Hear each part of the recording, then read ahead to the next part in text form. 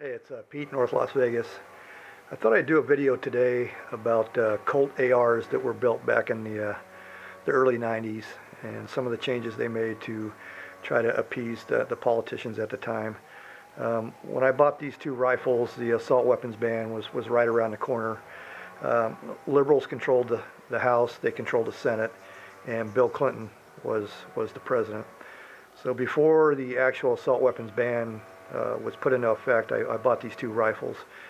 But Colt was already trying to make concessions and appease the politicians by making changes to them.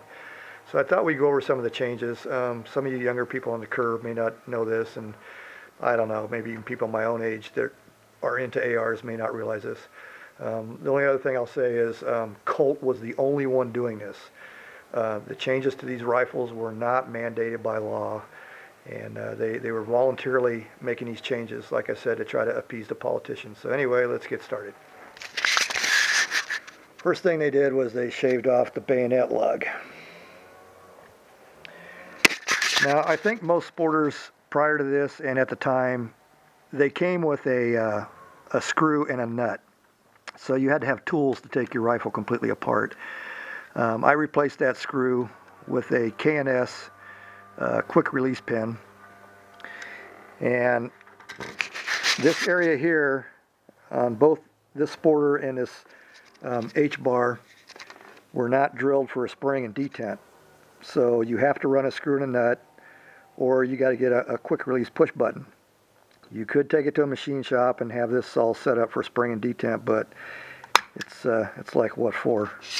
Okay, so next thing Colt did was they oversized the trigger pins, and this comes in at 0.169. Mil spec is 0.154. So the reason they did this was to make it a little bit more difficult to put in a mil spec full auto or 3-round burst, because these pins are oversized. You couldn't get your mil spec trigger group in there. Next thing they did was this Sear block, and this is a blind pin. There's another one just like it on the other side, and here is a roll pin or a spring pin hole.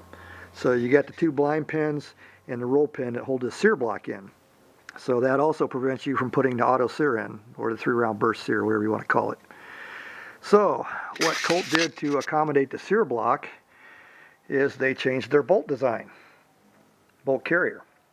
And they cut almost half of it away and turned it into a half moon shape.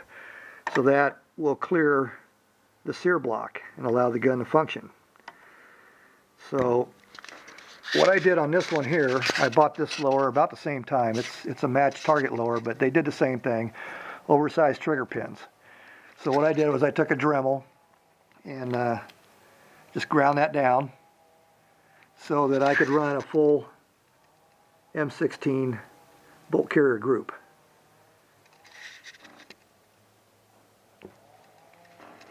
And this is a Wyndham Weaponry Dissipator 16-inch barrel.